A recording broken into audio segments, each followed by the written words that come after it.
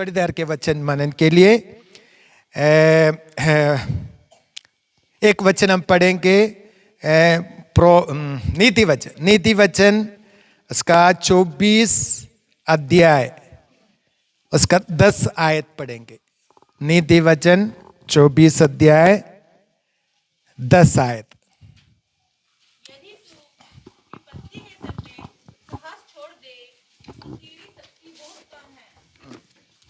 क्या एक बार और जोर से पढ़ेंगे?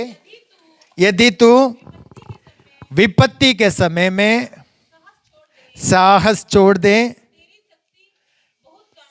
तेरी शक्ति बहुत कम है। विपत्ति के समय में क्या नहीं करना चाहिए? साहस नहीं छोड़ना चाहिए। अगर साहस छोड़ेगा तो आपका शक्ति क्या हो जाएंगे? खत्म हो जाएंगे। हालेलुया। तो इसलिए परमेश्वर के वचन में लिखा है कि विपत्ति के दिन में अपना साहस नहीं छोड़ना चाहिए। हालेलुया। बहुत सारे लोग विपत्ति के समय में क्या हो जाते हैं? साहस छोड़ देते हैं। लेकिन परमेश्वर के वचन इसलिए पहले से आपको बता रहे हैं कि विपत्ति के समय में आपको क्या करना है? परमेश्वर पर और भी ज्यादा भरोसा रख कर आगे बढ़ना है। हालेलुया। तो जब विपत्ति के समय में आप भरोसा रखेंगे, परमेश्वर आपका सामर्थ्य और भी बढ़ाएगा। हालेलुया। तो इसलिए तो परमेश्वर का वचन में हम इस प्रकार हम पढ़ते हैं। सुलेमान ने लिखा हुआ जो भजन है या वह वचन है कि विपत्ति के समय में तू अपने साहस नहीं छोड़ना चाहिए। तो बाइबल में हाँ हम देख सकते हैं। मैं क्यों परमेश्वर के बहुत सारे प्रचार ऐसा सुनने के लिए पसंद करते हैं कि परमेश्वर तुम्हें आशीष देगा, परमेश्वर तुम्हें उन्नति देगा, बढ़ाएगा। यही सुनने के लिए हम सभी लोग पसंद करते हैं। हाँ जी, क्या मैं सही कह रहा हूं? हम क्या सुनने के लिए पसंद करते हैं? प्रभु हमें बढ़ाएगा, आशीष करेगा, ये करेगा, वो करेगा, ये सुनने के लिए हम। लेकिन परमेश्वर के वचन में आप ध्यान से पढ़ेगा तो हम देख सकते हैं कि परमेश्वर की आज्ञा मानो तो मैं तुम्हें आशीष, ऐसा लिखा है ना। ऐसा हम पढ़ते हैं ना। अब्राहम को कैसे आशीष मिला है? पहले अब्राहम को कहा तू क्या करो, अपने देश को छोड़ो, अपने कुटुंबियों को छोड़ो, अपने पितरों के घर को छोड़ दो और मैं जो दिखाने जा रहा हूं उस देश में जा। अगर ऐसा करेगा तो क्या करेगा? मैं तेरा नाम को बढ़ाऊंगा और तुम्हें आशीष का मूल बनाऊंगा और तेरे नाम के द्वारा मैं सारे पृथ्वी के लोग आशीष पाएंगे। पहले क्या बताया? तो पहले उसको छोड़ना है। पहले वो जो परमेश्वर की बातों को मानना है, तब परमेश्वर क्या करेगा? पहले आशीष नहीं, पहले आज्ञा मानना है, फिर आशीष आपके पीछे आएंगे। हालेलुया। तो इसलिए तो हमें परमेश्वर के उन वचनों को, उन सच्चाई को हमें जानने की जरूरत है। तो इधर हम देख सकते हैं 24 का 10 आयत में लिखा है कि क्या लिखा है एक बार? यदि तू विपत्ति के दिन, यानी कि विपत्ति का समय है। हमारे जीवन में विपत्ति का समय आते हैं। हमारे जीवन में विपत्ति का समय आते हैं। विपत्ति या क्लेश, कष्ट, संकट हमारे जीवन में आते हैं। तो उस विपत्ति, उस क्लेश, 3 बातों को हम वचन पढ़ते समय समझ सकते हैं। ये जो क्लेश है हमारे जीवन में 3 काम करते हैं। एक तो पहली बात यह है कि हमारे जीवन में परमेश्वर काम करने के लिए या कुछ कार्य करने के लिए परमेश्वर हमारे जीवन में विपत्ति लेके आते हैं। दूसरी बात हम देख सकते हैं कि परमेश्वर के एक उद्देश्य को पूरा करने के लिए विपत्ति परेशानी हमारे जीवन में। तीसरी बात है एक न्याय है, दंड है। तो इंग्लिश में पनिशमेंट, पर्पस और process. Punishment, purpose, process. Punishment मतलब न्याय, जज यानी कि न्याय करना उसके, या न्याय करने के लिए, या मतलब उसको दंड देने के लिए। और दूसरी बात पर्पस क्या है कि वो परमेश्वर की महिमा के लिए। प्रोसेस क्या है? एक लंबा प्रोसेस से होकर हमें चलते समय तो हमें परमेश्वर में पवित्रताई की ओर लेके, मैं इन सारी बातों के लिए एक उदाहरण भी आपको बताऊंगा। तो ये जो प्रोसेस है क्या है कि परमेश्वर ने इस्राएल लोगों को बार बार अपने परमेश्वर के भविष्यताओं को भेजकर राजाओं को चिताता था, तो अन्य देवताओं के पीछे नहीं भागना। लेकिन बहुत सारे राजा लोग क्या किया, वो काम किया है, परमेश्वर से हट गया, परमेश्वर से दूर चले गया। तब परमेश्वर के दासों ने भविष्यवाणी करके कहा कि तुम अपने देश से छोड़कर भागना पड़ेगा, 70 साल तुम्हें गुलामी में जाना पड़ेगा। तो हम देख सकते हैं कि वो परमेश्वर की आवाज को, परमेश्वर के वचन को ना ग्रहण करने के कारण उनको क्या कर दिया, 70 साल उनको गुलामी में जाना पड़ा। लेकिन आप देखिए उस 70 साल में पहले, 70 साल से पहले, मैंने पहले भी ये बातें कहा है कि वो लोग अलग अलग देवी देवताओं के, अलग अलग मूर्तियों के पूजा करने बार बार बीच बीच में करते थे। लेकिन जब 70 साल के गुलामी के बाद वापस आया तो उनके बीच में क्या नहीं था, कोई अन्य देवता नहीं था। तो एक लंबा प्रोसेस था, 70 साल उनके लिए उस गुलामी में जीवन बिताना पड़ा। लेकिन परमेश्वर ने उनके उस बात को क्या कर दिया, दूर कर दिया। जो परमेश्वर को पसंद नहीं करता था वो काम उनके जीवन से क्या कर दिया, दूर कर दिया। मतलब एक लंबा प्रोसेस था, लेकिन परमेश्वर ने उन लोगों को शुद्ध किया है करके हम देख सकते हैं। तो हमारे जीवन में भी कभी कभी हमारे जीवन के समस्या थोड़ा सा लंबा चले जाते हैं। जाने का कारण क्या है कि परमेश्वर हमें क्या करना चाहते हैं, हमें पवित्र करना चाहते हैं, हमें शुद्ध करना चाहते हैं। दूसरी बात एक पर्पस है। जो क्लेश जो हमारे जीवन में आते हैं, परमेश्वर को एक उद्देश्य होते हैं। उसके लिए मैं बताना चाहता हूं, शद्रक मेशक क्यों उनको आग में डाला? क्या वो कोई परमेश्वर से दूर थे? नहीं, वो परमेश्वर के साथ चलने वाले थे, परमेश्वर के बातों पर चलने वाले थे। उन्होंने ऐसा फैसला दिया, हम राजा के ऑर्डर को भी वो ठुकरा कर वो काम जो राजा ने ऑर्डर दिया था वो कई काम नहीं किया है। तो इतना परमेश्वर के निकट चलने वाला था। लेकिन उनके जीवन में भी क्या आ गया, क्लेश आया, उनको भी आग में डाल दिया गया। वो क्या था, वो क्यों डाल दिया? क्योंकि उसमें परमेश्वर का एक पर्पस था, एक उद्देश्य था। और जब आग में डाला तो राजा को पता चला इनका परमेश्वर, ये पर्पस था। परमेश्वर का पर्पस क्या था? तो उनको आग में डालने के बाद वो आग में भी भस्म नहीं होने के कारण राजा भी अचंभित होकर कहने लगा इनका परमेश्वर जीवित परमेश्वर है। पर्पस समझ गया?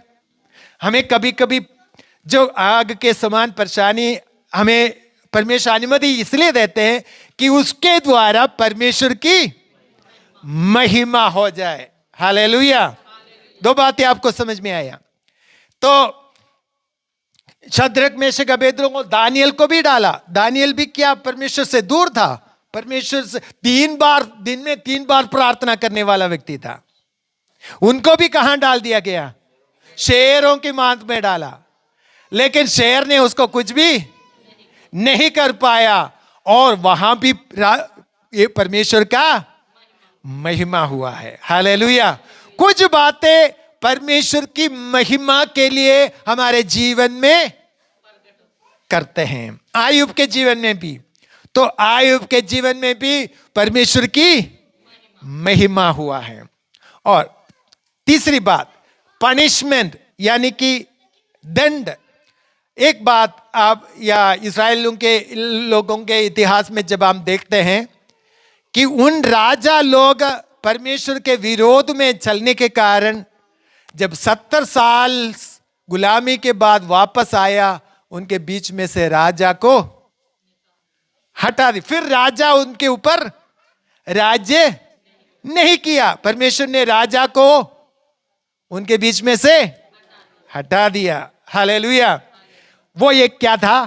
पनिशमेंट था, वो दंड था। समझ गया? तो कभी कभी तो परमेश्वर क्या ये 3 बातें हमारे जीवन में करते हैं, 3 बातें करते हैं। तो जब प्रभु के मेष में आते हैं तब उधर एक शब्द लिखा है कि क्या लिखा है? बाल शिक्षा, या कैसे लिखा है? दंड देकर ताड़ना करते, ऐसा लिखा है ना? दंड देकर ताड़ना। ताड़ना भी है। ताड़ना क्यों करते हैं? नाश करने के लिए नहीं, हमें सही मार्ग पर लेके चलने के लिए। हालेलुया। तो मेरा मतलब है कि जीवन में, हमारे इस जीवन में, हमारे इस दुनिया के जिंदगी में हमें क्या हो जाता है, क्या आ सकते हैं? क्लेश या कष्ट, विपत्ति हमारे जीवन में आ सकते हैं। क्या क्या हमारे जीवन में? आर्थिक समस्या हो सकते हैं, बीमारी आ सकते हैं, और अलग अलग प्रकार की आंधी तूफान और अलग अलग प्रकार की समस्या हमारे जीवन में आ सकते हैं। लेकिन अगर आप प्रभु के निकट हैं या प्रभु की इच्छा के अनुसार हमारे आपके परमेश्वर का एक उद्देश्य है, तो उसके द्वारा क्या होगा? परमेश्वर की महिमा प्रकट होगा। दूसरी बात, परमेश्वर अगर क्लेश हमारे जीवन में अनुमति करते हैं तो हमें पवित्र करने के लिए, हमें शुद्ध करने के लिए है। हालेलुया। तो आपको पता है व्यवस्था विवरण 8 अध्याय का 2 पद आप पढ़ना। व्यवस्था विवरण 8 अध्याय का 2 पद। क्या आप समझ में आ रहे? आपको जोर से हालेलुया बोले। हालेलुया। व्यवस्था विवरण 8 अध्याय का 2 पद पढ़िए। तेरा परमेश्वर यहोवा उन 40 वर्षों से तुझे सारे जंगल के मार्ग में से इसलिए ले आया है कि वह तुझे नरम बनाए और तेरी परीक्षा करके यह जान ले कि तेरे मन में क्या क्या है और कि तू उसकी आज्ञाओं का पालन करेगा या नहीं। तो इधर क्या आपने ध्यान दिया? क्या क्या सुना आपने? 40 दिन तक, 40 साल तक उनको क्या किया? मरुभूमि में, जंगल में होकर उनको चलाया। उसका उद्देश्य क्या था? उनको नरम बनाए और जान ले कि उनके मन में क्या है उनको भी कौन जानना चाहिए? कौन जानना चाहते हैं उनके मन में क्या है? परमेश्वर। परमेश्वर को तो पहले ही जानते हैं वो उनका मन में क्या है। परमेश्वर वो पहले ही जानते हैं आपके मन में, लेकिन कौन जानने के लिए है? हाँ, मुझे जानने के लिए, आपको जानने के लिए। हमारे मन में क्या छिपा हुआ है हमें पता नहीं है। पता है? कई बार पता नहीं होते हैं। जब प्रेशर आते हैं ना, तभी बाहर आएंगे। जब प्लेशर आते हैं ना, तभी वो बाहर आए, और तब तो हमें पता चलेगा ये तो मेरे अंदर था, पता ही नहीं चला। यही बातें लिखा है ना 8:2 में। पहली बात क्या है? नरम बनाने के लिए। फिर क्या है? मन में छिपा हुआ बातों को प्रकट करके आप कौन है आपको जानने के लिए। समझ में आई? हालेलुया। तो हमारे मन के अंदर छिपा हुआ बात भी तब प्रकट होते हैं। क्या शांत माहौल में प्रकट होगा ये बातें? आपके जीवन में कोई भी परेशानी नहीं, कोई प्लेशर नहीं, कुछ भी नहीं है, तो आपके मन के अंदर क्या है करके आपको पता चलेगा? नहीं पता चलेगा। जब कोई व्यक्ति आपको गाली देते हैं या आपको थप्पड़ लगाते हैं, तब आपके अंदर से वो बाहर आएगा जो छिपा हुआ है। हालेलुया। तो इधर परमेश्वर का वचन में परमेश्वर क्यों उनको 40 साल उस या जंगल में होकर लेके गया? पहली बात, हमें नरम बनाने के लिए, और हमारे मन के अंदर क्या है उसको बाहर लेके आकर हमें शुद्ध है। जब बाहर आएंगे तब पता चलेगा कि हमारे अंदर गुस्सा है, हमारे अंदर ये है वो है, हमें तब झूठ है या कुछ भी है, कपटता कुछ भी है, तभी पता चलेगा। हालेलुया। जब हम पता चलेगा तो हमें क्या करना चाहिए? पश्चाताप करना चाहिए। हालेलुया। तो इसलिए हमें है परमेश्वर क्लेश परेशानियां हमारे जीवन में इसलिए अनुमति देते हैं कि हमारे अंदर हमें नरम बनाने के लिए, और हमारे अंदर जो बातें हैं छुपा हुआ है बाहर निकाल कर हमें शुद्ध और पवित्र करने के लिए। हालेलुया। तो शुद्ध करने के लिए हम अपने कमियों को मानना पड़ेगा। क्या करना पड़ेगा? मानना पड़ेगा कि प्रभु मेरे अंदर ये कमी है, मेरे अंदर ये बात है, और मेरे अंदर घमंड है, मेरे अंदर क्या है? गुस्सा है, मेरे अंदर वो जो कपट है, वो सब परमेश्वर क्या करेगा? हमारे अंदर से प्रकट करने देगा। हालेलुया। तब हमें क्या करना है? प्रभु से कहना है कि प्रभु मेरे अंदर ये कमी है, प्रभु मुझे मदद कर। हालेलुया। तो परमेश्वर में शुद्ध करेगा, पवित्र करेगा। हालेलुया। तो आगे हम देख सकते हैं कि क्लेश के बीच में से जाएगा तो हम क्या प्राप्त करेंगे? हम साहस नहीं छोड़ेगा तो हम क्या करेंगे? साहस नहीं छोड़ेगा तो हम सामर्थ। अब पढ़िए रोमियो की पत्री 5 अध्याय 3 से 5 तक पढ़ना। रोमियो की पत्री 5 अध्याय 3 से पढ़ना। क्लेशों में क्या करें? घमंड करें। क्लेश से क्या उत्पन्न होते हैं? धीरज से खरा निकलते हैं, आशा उत्पन्न होती है, और आशा से लज्जा नहीं होते हैं, और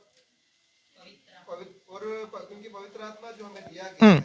हाँ, बस तो इधर लिखा है कि हाँ, क्लेश से क्या होते हैं? क्लेश से क्या? पहली बात, क्लेश। हाँ, क्लेश में क्यों हम घमंड करना चाहिए? क्लेश हमारे जीवन में आते हैं तो दुखी नहीं होना है, हमें घमंड करना चाहिए। हालेलुया। क्लेश में क्या करना चाहिए? घमंड करना चाहिए, लेकिन दुखी नहीं होना है। हाँ जी, सुन रहे हो सभी?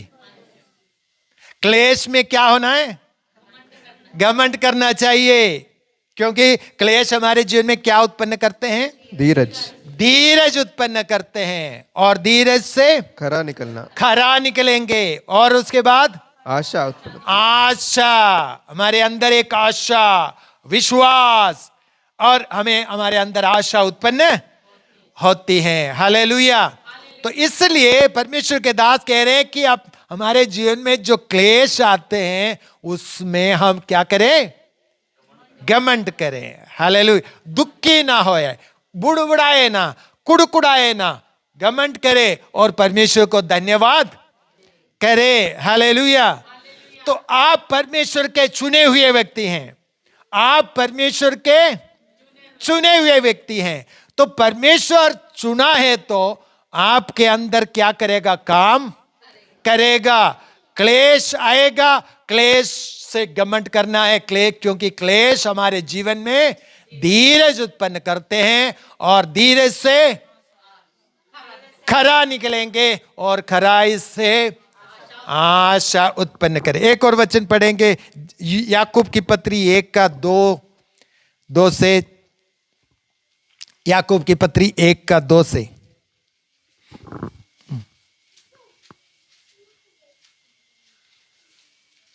याकूब की पत्री 1:2 से पढ़। हाँ, जब तुम नाना प्रकार की परीक्षाओं में पढ़ो। तो इसको पूरे आनंद की बात हाँ, इधर भी लिखा है पूरे आनंद की बातें समझो। क्योंकि आगे कि ये जानकर तुम्हारे विश्वास के परखे जाने पर धीरज उत्पन्न होता है।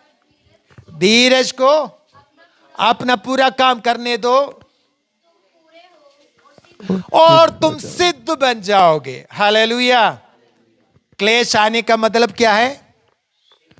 हाँ, परमेश्वर में क्लेश के द्वारा में सिद्ध बनाएगा।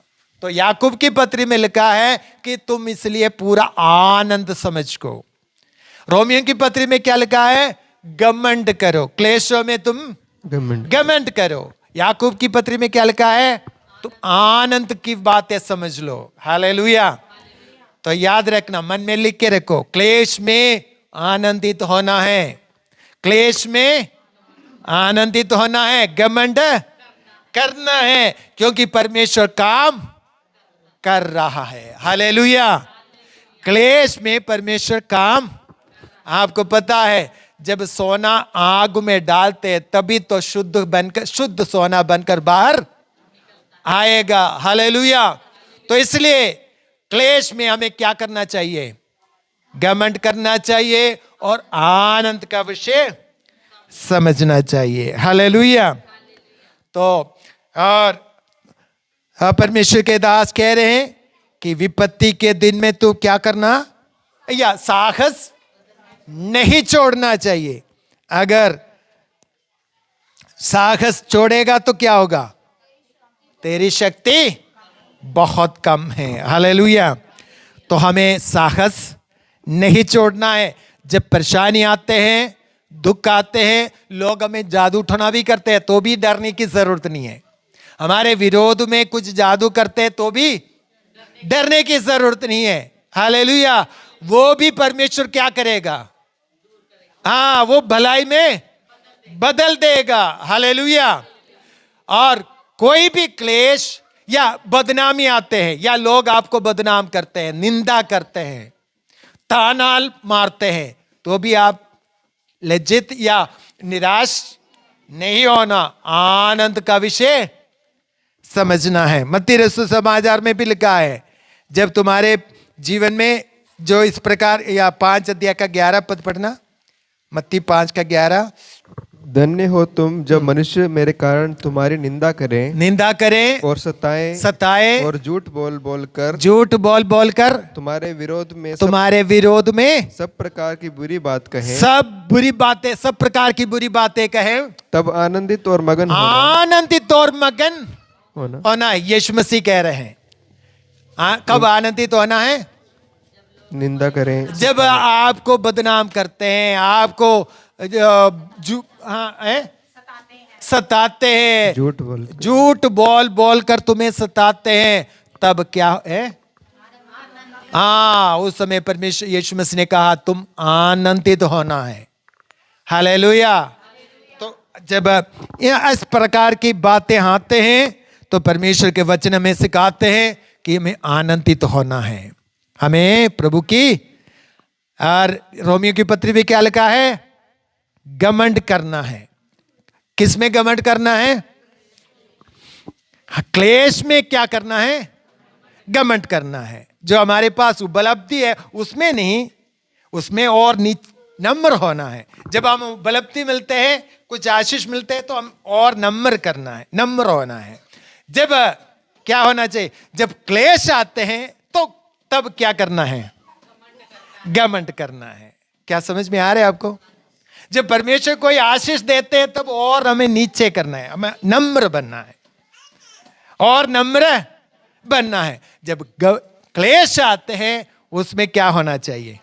घमंड करना है। दूसरी बात, याकूब की पत्री क्या बताते हैं? आनंद का विषय समझना है। और यीशु मसीह क्या कह रहे हैं? वो भी आनंदित और मगन होने के लिए कह रहे हैं। हालेलुया। और तो क्लेशों में, विपत्ति के दिन में साहस नहीं छोड़ना है। विपत्ति के दिन में साहस नहीं छोड़ना है। क्या समझ आए? बोलिए, विपत्ति के दिन साहस नहीं छोड़ना है। मुझे नहीं छोड़ना चाहिए। विपत्ति के दिन में, क्लेश के दिन में साहस नहीं छोड़ना है। हालेलुया। और तो अगर हम क्लेश में या अगर हम विपत्ति के दिन में अगर साहस छोड़ेगा तो क्या होगा? हमारा शक्ति कम हो जाएंगे, हमारे शक्ति कमजोर हो जाएंगे। हालेलुया। तो हम सीधे खड़ा होने के लिए भी मुश्किल। एक जगह में लिखा है, धनुषधारी ने या भजन संहिता में एक वचन लिखा है कि शायद 89 में धनुषधार या पीठ दिखाकर भाग गया है करके एक जगह में लिखा है। एक मिनट बताता हूँ।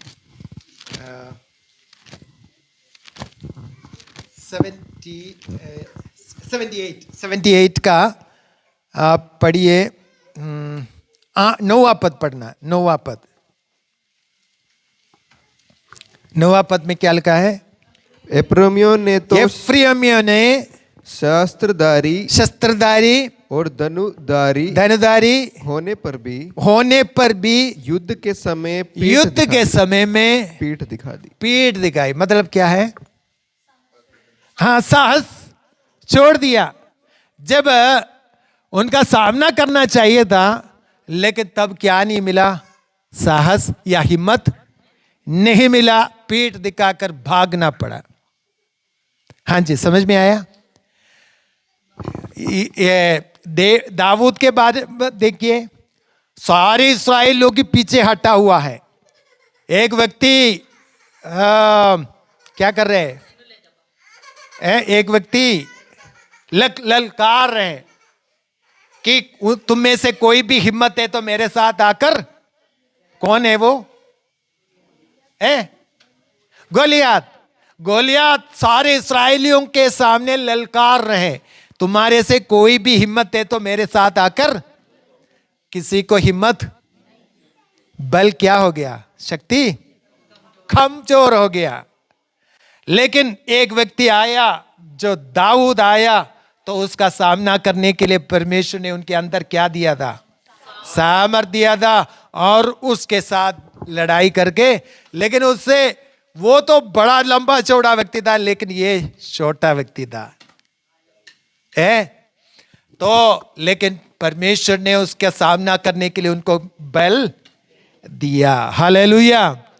और साहस के समय क्या, या विपत्ति के समय या क्लेश के समय साहस बिल्कुल, आपका विश्वास तोड़ना नहीं।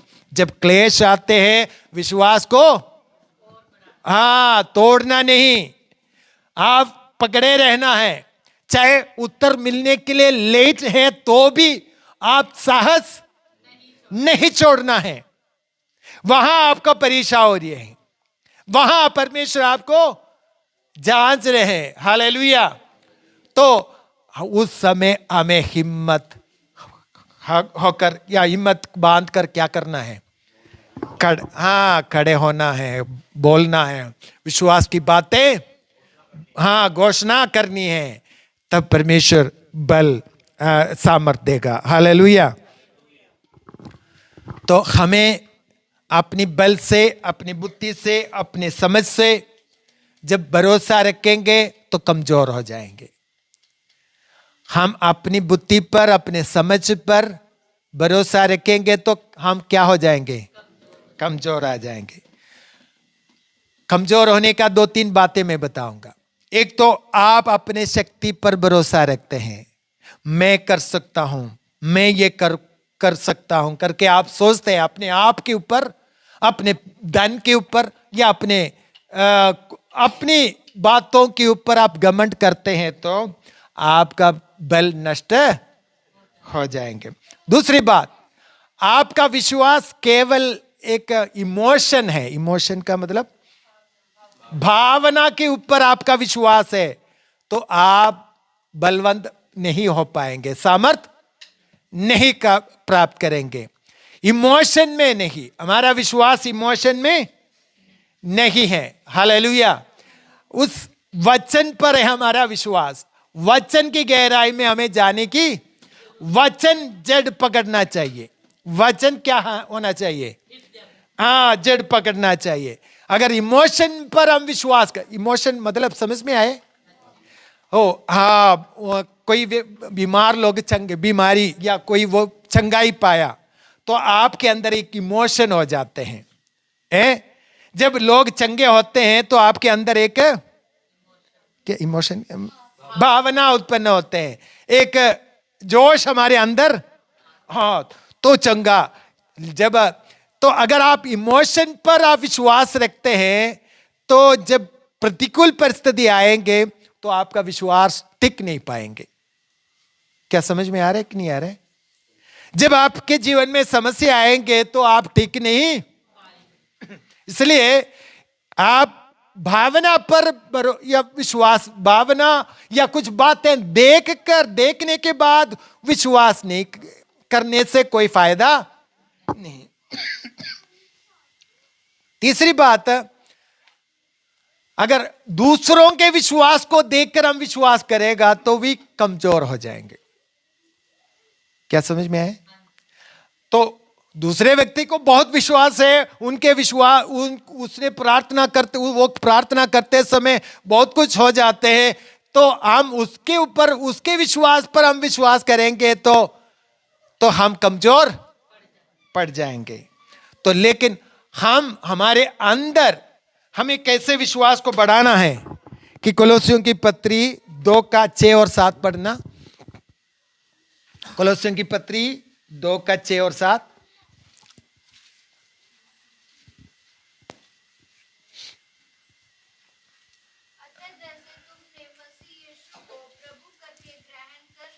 हाँ, वैसे ही उसी में चलते रहो हाँ, और उसी में जड़ पकड़ते और बढ़ते जाओ। हाँ, जैसे तुम सिखाए गए वैसे ही विश्वास में दृढ़ होते जाओ और अधिक का अधिक धन्यवाद करते रहो। तो इधर क्या क्या क्या बातें लिखा है?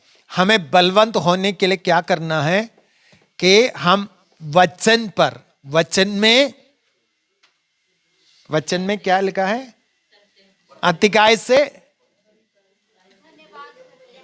वचन मतलब दूसरे शब्द में हमारे हृदय के अंदर वचन क्या होना चाहिए? जड़ पकड़ना चाहिए। वो सही बात, हमारे हृदय के अंदर परमेश्वर के वचन जड़ पकड़ना चाहिए। पहली बात, हमारे हृदय के अंदर परमेश्वर के वचन जड़ पकड़ना चाहिए। मैंने बताया, अगर इमोशन या भावना पर हम भरोसा या विश्वास रखते हैं तो वो टूट जाएंगे, या दूसरा का विश्वास देखकर हम विश्वास करेंगे तो वो भी। एक उदाहरण बताऊं, अब्राहम परमेश्वर पर विश्वास किया और उसके पीछे चलने वाला था लूत क्या हो गया? लूत के जीवन में हम देख सकते हैं, और सदोम अमारा में जाकर रहने शुरू किया तो वहां उनका सब कुछ क्या हो गया? नष्ट होना पड़ा। लूत का तो अब्राहम क्या देखा था? अब्राहम को परमेश्वर ने बुलाया और परमेश्वर को पर विश्वास किया, परमेश्वर को जाना हुआ व्यक्ति था। परमेश्वर पर पूरा भरोसा रखकर चलने वाला व्यक्ति था। तो इसलिए वो बलवंत होते गया, वो बलवंत होते गया, लेकिन लूत कमजोर। तो मतलब हमें परमेश्वर के वचन हमारे हृदय के अंदर क्या होना चाहिए? जड़ पकड़ना चाहिए। वचन के अंदर, वचन पर हमें विश्वास करने की जरूरत है, वचन पर विश्वास करने की जरूरत है, वचन को हृदय में बसाने की जरूरत है। हालेलुया। जड़ पकड़ने की, और वचन को, वचन हमारे हृदय के अंदर जड़ पकड़ना। दूसरी बात लिखा है कि हम अधिकाधिक धन्यवाद करते रहना चाहिए। तो हमें परमेश्वर की धन्यवाद, स्तुति, आराधना करने की जरूरत है। तो अगर हम ऐसा करेंगे तो निश्चय हम बल प्राप्त करते जाएंगे। हालेलुया। तो हमें परमेश्वर के, या हमें क्लेश में, विपत्ति के समय में हम साहस नहीं छोड़ना है। हालेलुया। या अगर हम साहस छोड़ेगा तो क्या होगा? हमारा शक्ति नष्ट हो जाएंगे। हालेलुया। तो इसलिए विपत्ति के दिन में क्या होना चाहिए? हाँ, घमंड करना है, आनंदित होना है, और आनंदित और मगन होना है, क्योंकि परमेश्वर हमारे अंदर काम कर रहा है। हालेलुया। तो हमें बलवंत होने के लिए, हमें इस विपत्ति के समय में हम स्थिर रहने के लिए, हमें परमेश्वर के वचन को अतिकाय से हमारे हृदय के अंदर बसने के लिए अवसर देना है, जड़ पकड़ने के लिए अवसर देना है। वचन हमारे हृदय के अंदर, और परमेश्वर को धन्यवाद करते हुए आगे बढ़ने की जरूरत है। हालेलुया। और परमेश्वर आप सबको आशीष दे। तो फिर से मैं एक बार और वो वचन पढ़ना चाहता हूं। विपत्ति के समय में साहस नहीं छोड़ना, छोड़ेगा तो तुम्हारा बल, हाँ, कमजोर है, तुम नष्ट है। हालेलुया। तो परमेश्वर इस वचन के द्वारा हमें आशीष दे। आइए हम प्रार्थना करें। तो प्रभु से प्रार्थना करें, प्रभु कभी भी हम कमजोर होने के लिए अवसर ना दे। हालेलुया। जीवन के प्रतिकूल परिस्थिति में, हर परिस्थिति में वचन में जड़ पकड़ते हुए धन्यवाद के साथ आगे बढ़ने के लिए प्रभु मुझे मदद, सहायता कर। आइए कोई भी एक व्यक्ति प्रार्थना में अगुवाई कर।